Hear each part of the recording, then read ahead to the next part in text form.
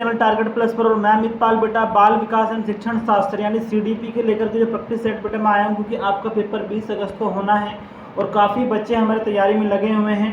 तो मैंने सोचा है बेटा, काफ़ी बच्चे कह रहे थे कि प्रैक्टिस सेट लाया जाए, प्रैक्टिस सेट लाया जाए। तो प्रैक्टिस सेट में लेकर आया हूँ बेटा, काफ़ी इंपॉर्टेंट यानी जो आपके प्रीवियस ईयर हो चुके हैं उसी को लेकर के कुछ नए क्वेश्चन के साथ मैंने आपको इसमें मिलाया गया है बेटा। जो आपके सीटेट में पहले कुछ क्वेश्चन आए हैं, कुछ नए बनाए हैं, तो सारी चीज़ें हम इसमें लेकर के चलेंगे। तो सीडीपी के 30 क्वेश्चन को हम करेंगे, तो 30 बाई 30 हमारा टारगेट रहने वाला है। तो आप लोग क्वेश्चन को पहले बेटा समझेंगे और क्वेश्चन का आंसर देने की कोशिश करेंगे, और फिर मैं आपको करेक्ट आंसर आपको दूंगा कि एटलीस्ट आंसर सही होने क्या जा रहा है।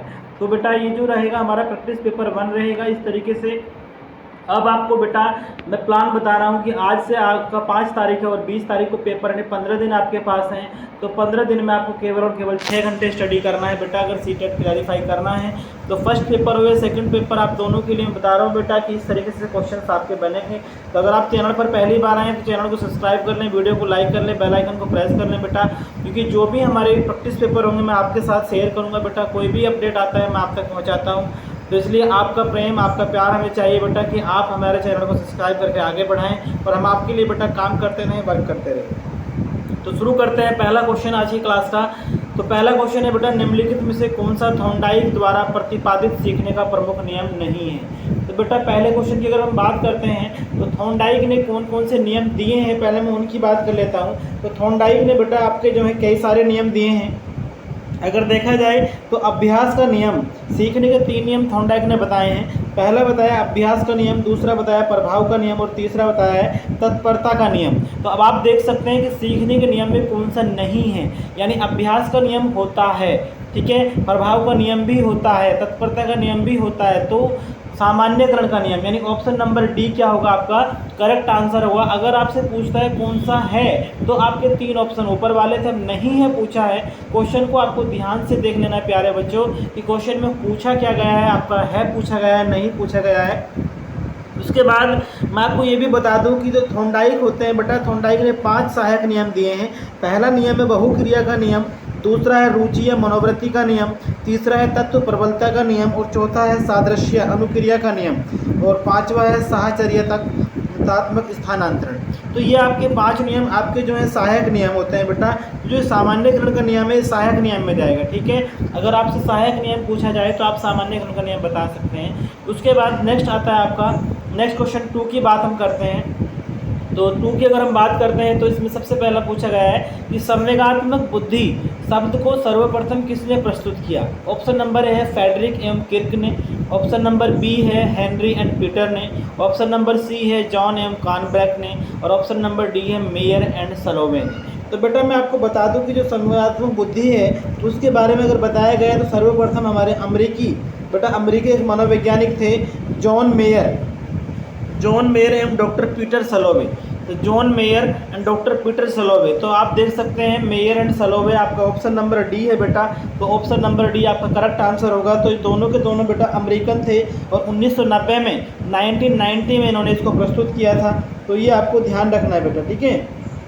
उसके बाद अगर बात की जाए कि भाई ये जो श्रेय है किसको जाता है कि संवेगात्मक बुद्धि शब्द जो है तो वो जाता है हमारा एक तरीके से डैनियल गोलमैन हमारे मनोवैज्ञानिक हैं उनको जाता है, ठीक है। क्वेश्चन नंबर 3 की हम बात कर लेते हैं। क्वेश्चन नंबर 3 जो है बेटा आपका, निम्नलिखित में से कौन सा उपागम अधिगम अयोग्य बालकों के व्यवहार का विश्लेषण कर उनकी अधिगम न्यूनता के मूल कारणों को जानने का प्रयास पर आधारित है। मतलब बेटा मैं आपको बता दूं कि कौन जो अयोग्य बालक होते हैं उनके व्यवहार का विश्लेषण करने के लिए आप कौन सा उपागम लगाएंगे। मनोविश्लेषणात्मक उपागम नंबर 1, नंबर 2 व्यवहारवादी उपागम, नंबर 3 व्यक्तित्व अनुदेशानात्मक उपागम और नंबर 4 बहुइंद्रिय उपागम। थोड़ा सा अगर आप सोचेंगे बेटा तो मैं आपको बता दूं इसमें कि किसी भी बच्चे के बारे में अगर आपको जानना है कि बच्चे के व्यवहार का विश्लेषण करना है, बच्चे के बारे में आपको जानना है उसका व्यवहार कैसा है, तो विश्लेषण के लिए आप व्यवहार के बारे में कौन सा उपागम करेंगे। तो व्यवहारवादी उपागम ही आपका इसका करेक्ट आंसर रहेगा, यानी ऑप्शन नंबर बी आपका करेक्ट आंसर रहने वाला है, ठीक है। उसके बाद आता है नेक्स्ट क्वेश्चन आता है 4। तो 4 क्वेश्चन में बेटा आपका लुप्त अधिगम यानी लुप्त अधिगम संप्रत्यय को सर्वप्रथम किसने परिचित कराया। ऑप्शन नंबर ए है Kurt Lewin, option number B E L Thorndike, option number C Edward Chase Tolman और ऑप्शन नंबर डी पावलोव। सोचना जरूर है बेटा। देखो आप अगर पढ़ रहे हैं तो आपको पता होना चाहिए। तो इसमें ऑप्शन में आपको बता दूं बेटा, जो ऑप्शन आपका रहेगा कि कुट लेविन ने नहीं किया है लुप्त अधिगम। लुप्त अधिगम के बारे में अगर बताया तो बेटा अमेरिका के एक प्रसिद्ध मनोवैज्ञानिक हुए थे और उनका नाम था एडवर्ड चेस टालमैन। तो ऑप्शन नंबर सी आपका करेक्ट आंसर होने वाला है। तो लुप्त अधिगम के बारे में इन्होंने बताया था और इसी के साथ टालमैन ने बेटा व्यवहार मनोविज्ञान के बारे में भी बताया था। ठीक है, तो हम नेक्स्ट क्वेश्चन की ओर चलते हैं। नेक्स्ट क्वेश्चन आता है आपका, प्रक्रियावाद के प्रमुख प्रवर्तक कौन थे? नंबर 1 ऑप्शन है विलियम जेम्स, नंबर बी है जेबी वाटसन, नंबर सी क्लार्क हल और नंबर डी एडवर्ड टालमैन। तो बेटा आपका ऑप्शन जो रहेगा ऑप्शन नंबर ए इसमें आपका करेक्ट आंसर है, यानी विलियम जेम्स। तो विलियम जेम्स प्रक्रियावाद के प्रमुख प्रवर्तक रहे हैं। उसके बाद नेक्स्ट क्वेश्चन आता है आपका, निम्नलिखित में से कौन सा जन्मजात अभिप्रेरक का उदाहरण है? जन्मजात अभिप्रेरक यानी नंबर 1 ऑप्शन है आपका पुरस्कार, नंबर बी भूख, नंबर सी दंड और नंबर डी प्रोत्साहन। तो मैं आपको बता देता हूँ बेटा कि जो व्यक्ति के जन्म से ही पाए जाते हैं उन्हें जन्मजात हम कहते हैं। सारी शारीरिक प्रेरक भी कह सकते हैं, जैसे भूख हो गया, प्यास हो गया, काम हो गया, निंद्रा हो गया, विश्राम हो गया आदि। जबकि दंड, प्रशंसा, पुरस्कार या प्रोत्साहन ये कृत्रिम प्रेरक हैं बेटा। दंड हो गया, प्रशंसा, पुरस्कार ये हमने बनाए हैं खुद ने, मतलब दंड हम देते हैं एक तरीके से, पुरस्कार हम देते हैं या प्रोत्साहन किसी को हम देते हैं। तो जन्मजात जो रहेगा भूख रहेगा, यानी बी ऑप्शन आपका करेक्ट आंसर रहने वाला है। ठीक है, अगर आपसे कहता है कृत्रिम में तो कृत्रिम में पुरस्कार, दंड, प्रोत्साहन आ जाते हैं। उसके बाद नेक्स्ट क्वेश्चन देख लेते हैं। बालक के शरीर में होने वाले लैंगिक परिवर्तन विकास की कौन सी अवस्था में दिखाई देना प्रारंभ हो जाते हैं? तो बेटा ऑप्शन नंबर है पूर्व बाल्य अवस्था, ऑप्शन नंबर बी पश्च किशोर अवस्था, नंबर सी वयस्क अवस्था और नंबर डी वयसंधि काल। तो बेटा आप बताइएगा कि बालक का जो लैंगिक परिवर्तन है वो कब दिखाई देने लग जाता है? तो बेटा बालक का जो लैंगिक परिवर्तन है कि वो लड़का की गुण, लड़की की गुण, तो 13 से 19 साल की अवस्था होती है बेटा। उस अवस्था को हम बोलते हैं वयस्क अवस्था, यानी ऑप्शन नंबर डी आपका जो है वयसंधि काल भी आप उसे कह सकते हैं। तो वो आपका ऑप्शन नंबर डी रहेगा, वयसंधि काल। ठीक है, उसके बाद आता है कि क्लासिकल अनुबंधन का अन्य नाम क्या है? क्लासिकल अनुबंधन क्या होता है बेटा? तो ये एक ऐसा सिद्धांत होता है बेटा जिसको हम जो है पावलोव ने दिया था, पावलोव ने बताया था इसके बारे में, और इसको हम एस प्रकार का अनुबंधन कहते हैं। इसको हम कैसे कहते हैं? एस प्रकार का। तो ऑप्शन नंबर ए आपका करेक्ट है, एस प्रकार का अनुबंधन। उसके बाद नेक्स्ट क्वेश्चन कर लेते हैं। परिसंप्रियता बनाम हीनता अवस्था के लिए एरिक्सन ने कौन सा आयु समूह बताया है? नंबर 1 है 6 से 11 वर्ष, नंबर बी है 12 से 20 वर्ष, नंबर सी है 3 से 6 वर्ष और नंबर डी है 18 माह से 3 वर्ष। तो बेटा मैं आपको बता दूं जो आपका एरिक्सन ने बताया था बेटा बामहीनता के बारे में, वो 6 से 11 वर्ष के लिए, यानी ऑप्शन नंबर ए आपका करेक्ट आंसर होने वाला है, 6 से 11 वर्ष आपको ध्यान रखना है। अगला क्वेश्चन देखते हैं, क्वेश्चन नंबर 10। निम्नलिखित में से कौन सा विकास का सही सिद्धांत नहीं है?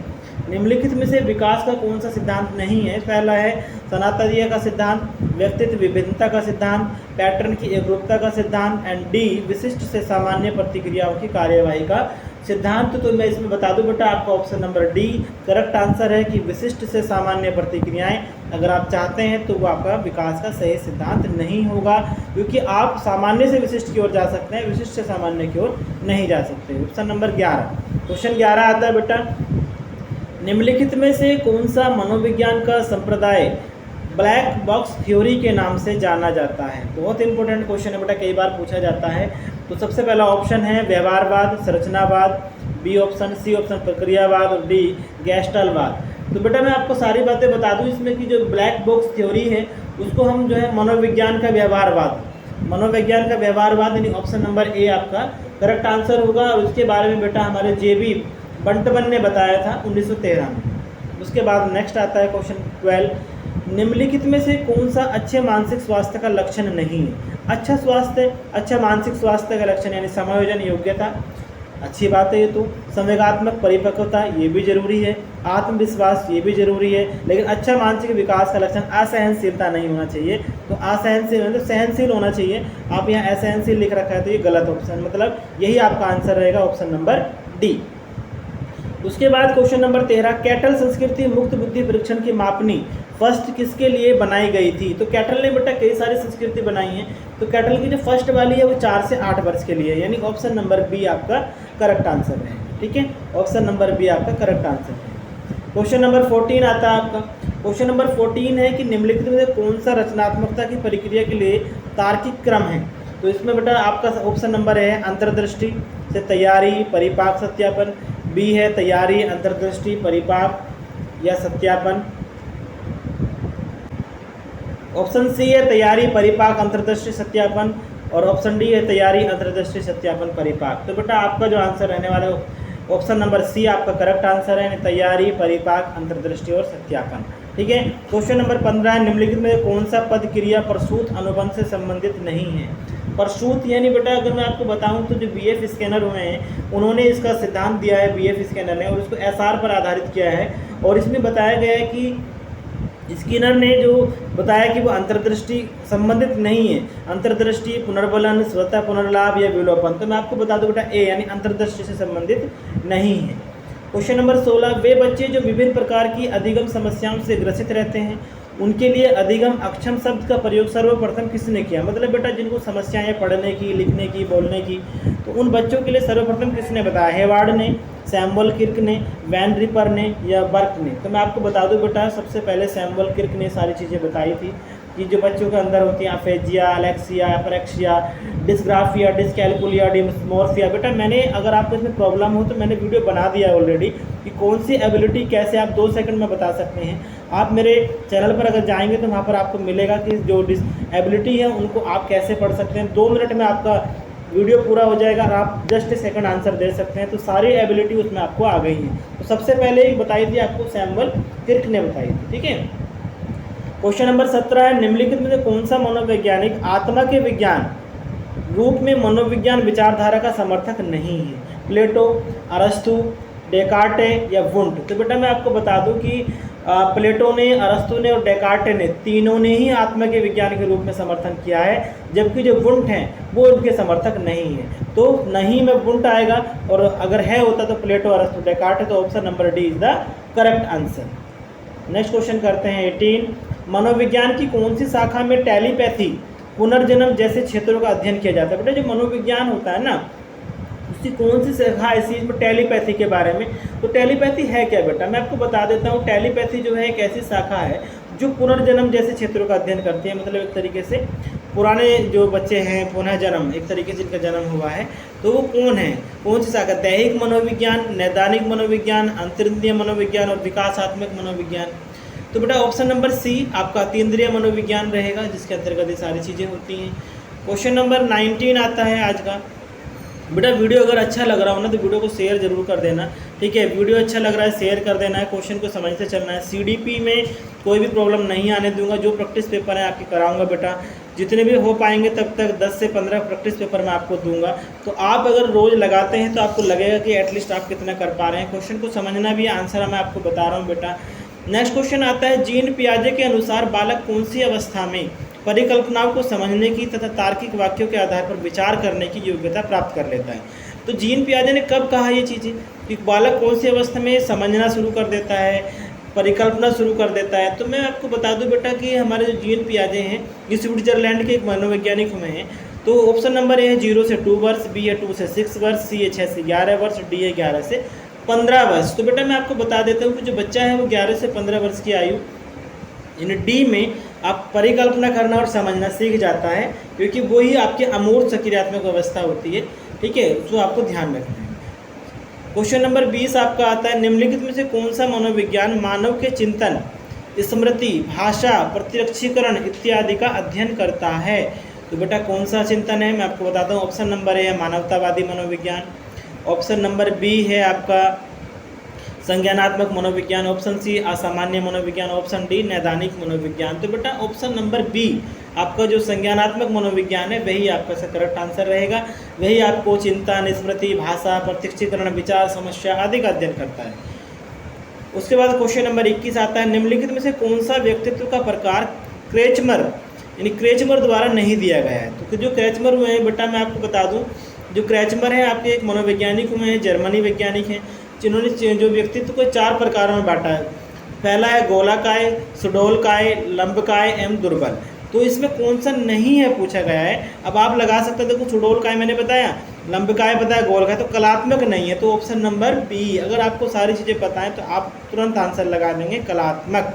ठीक है, जीन पियाजे, नेक्स्ट क्वेश्चन है, जीन पियाजे के अनुसार नैतिक विकास अथवा प्रायत्ता अनौन्यता का आयु समूह क्या है? नैतिक विकास यानी उसका आयु समूह क्या बताया जीन पियाजे ने? तो मैं आपको बता दूं बेटा कि इसमें जो जीन पियाजे का समूह है वो 0 से 5 पहला ऑप्शन है, दूसरा है बी 13 से 18 वर्ष, सी है 20 से 12 वर्ष और डी है 19 से 21 वर्ष। तो एग्जैक्टली वो ऑप्शन इसमें भी नहीं दिया गया है। वैसे ऑप्शन इसका है 11 से 13 वर्ष, 11 से 13 वर्ष का उसमें होता है बेटा, 11 से 13 वर्ष का होता है। ठीक है, आप ध्यान रखेंगे, ऑप्शन इसमें नहीं दिया है, गलती से मिस हो गया। ठीक है, अगला क्वेश्चन देख लेते हैं, क्वेश्चन नंबर 23। निम्नलिखित में से कौन सा अधिगम अक्षम बालकों का लक्षण नहीं है? अक्षम जो बालक नहीं कर सकते हैं, अक्षम बालकों का लक्षण ए है प्रतिरक्षीकरण प्रभाविता, सामाजिक अस्थिरता, अव्यवस्थित अवधान और आवेगिता। तो बेटा मैं बता दूं जो अधिगम अक्षमता है उसका मतलब क्या है कि योग्यता की कमी एक तरीके से, यानी बच्चा अनुपस्थिति से है। तो इसके बारे में 1963 में सैमुअल क्रिक ने बताया था कि सामयिक अस्थिरता, आवेगिता एवं अवस्थितता अवधान ये बालकों के प्रमुख लक्षण हैं। तो इसमें बेटा जो प्रतिरक्षीकरण प्रभाविता है वो इसका लक्षण नहीं है, यानी ऑप्शन नंबर ए आपका करेक्ट ऑप्शन इसमें रहने वाला है। नेक्स्ट क्वेश्चन है, गंभीर मानसिक मंदिता वाले बालकों की बुद्धि लब्धि क्या होती है? जो गंभीर मानसिक मंदिता वाले हैं, पहला 50 से 60, बी 36 से 51, सी 20 से 35 और डी 20 से नीचे। तो बेटा गंभीर स्थिति है, बच्चा जो है बहुत गंभीर स्थिति में है, यानी बी ऑप्शन सही रहेगा आपका। एक तरीके से 36 से 51 जो ऑप्शन है ये मैं आपको बता दूं कि जो बताया गया था बुद्धि लब्धि के बारे में, टर्मन ने बताया था सबसे पहले। और आपको अगर बुद्धि लब्धि निकालनी हो तो मानसिक आयु मल्टीप्लाई 100 अपॉन में वास्तविक आयु से आप निकाल सकते हैं। ठीक है, क्वेश्चन नेक्स्ट चलता है बेटा।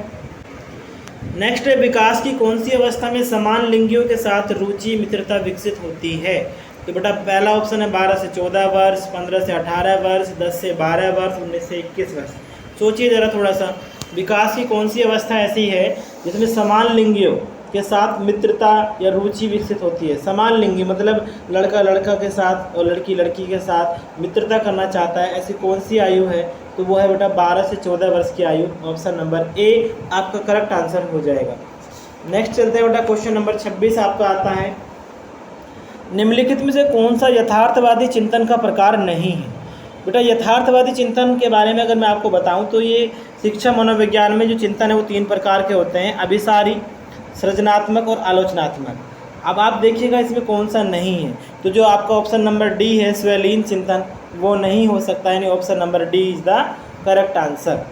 क्वेश्चन नंबर 27 की ओर चलते हैं, निम्नलिखित में से कौन सा मनोविज्ञान मानवतावादी मनोविज्ञान का समर्थक नहीं है? तो बेटा जो मानवतावादी मनोविज्ञान का समर्थक नहीं है, option number A Freud, B Maslow, C Rogers and D Arthur Combs. तो आपका जो ऑप्शन रहेगा इसमें ऑप्शन नंबर ए यानी फ्रायड रहेंगे, सिगमंड फ्रायड, आपने सुना होगा नाम सिगमंड फ्रायड का, तो ये आपके मनोविज्ञान के समर्थक नहीं थे। नेक्स्ट क्वेश्चन आपका आता है बेटा कि संरचनावाद के प्रवर्तक कौन थे? Number 1 William Jones, number 2 William West, number 3 William Wundt और विलियम हंट। तो ऑप्शन जो रहेगा आपका क्वेश्चन नंबर 28 में बेटा ऑप्शन नंबर सी आपका करेक्ट आंसर रहेगा, विलियम वुंट ने बताया था संरचनावाद के प्रवर्तक थे। तो उसके बाद नेक्स्ट आता है, निम्नलिखित में से कौन सा तत्व अभिप्रेरणा चक्र से संबंधित नहीं है? अभिप्रेरणा चक्र से यानी आवश्यकता, अंतर्नाद, संवेग और प्रोत्साहन। तो मैं बता दूं बेटा कि जो आवश्यकता है, अंतर्नोद है और प्रोत्साहन है और लक्ष्य, ये हमारे इसके क्रम बताए गए हैं। तो ऑप्शन नंबर सी संवेग आपका इसका करेक्ट आंसर होगा कि संवेग नहीं होता, बाकी सब होते हैं। क्वेश्चन नंबर 30 आपका आता है बेटा कि भय का संवेग किस मूल प्रवृत्ति से जुड़ा है? जो भय होता है बेटा, डर होता है, वो किस प्रवृत्ति से जुड़ा है? ऑप्शन नंबर ए प्रतिकर्षण, बी युयुत्सा, सी शरणागत और डी पलायन। तो बेटा मैं आपको बता दूं कि जो भय का संवेग है वो मैकडूल के अनुसार बताया गया था, और मैकडूल ने ही बताया था बेटा कि जो भय का संवेग होता है वो पलायन, युत्सा, शरणागत का संवेग, करुणा, हास्य इन आदि से संबंधित होता है। तो ऑप्शन नंबर डी आपका पलायन यानी यहाँ पर सही रहेगा। तो पलायन आपका करेक्ट आंसर रहेगा, ऑप्शन नंबर डी। तो बेटा अगर वीडियो अच्छा लगा हो आपको तो आप वीडियो को ज़रूर लाइक कर दें, शेयर कर दें, फैला दीजिएगा वीडियो को, क्योंकि जो हमारा चैनल है बेटा आपके लिए निरंतर काम करता रहता है और आपके साथ जुड़ा हुआ है बेटा। हम जो क्वेश्चन लाते हैं बहुत मेहनत के साथ आपको तैयार करके देते हैं। तो अगर आपको अच्छा लग रहा है तो चैनल को सब्सक्राइब कर लेना, बेल आइकन को प्रेस कर लेना बेटा, सारे प्रैक्टिस सेट मैं आपको कराऊंगा, 10 से 15 सेट आपको कराने हैं, क्योंकि आपकी तैयारी CDP की इतनी अच्छी हो जाएगी बेटा। 30/30 आप करेंगे। तो आप अगर चैनल पर पहली बार आए, चैनल को सब्सक्राइब कर लें, बेल आइकन को प्रेस कर लें और खुश रहना है बेटा, मुस्कुराते रहना है, पढ़ते रहना है। तब तक के लिए टेक केयर।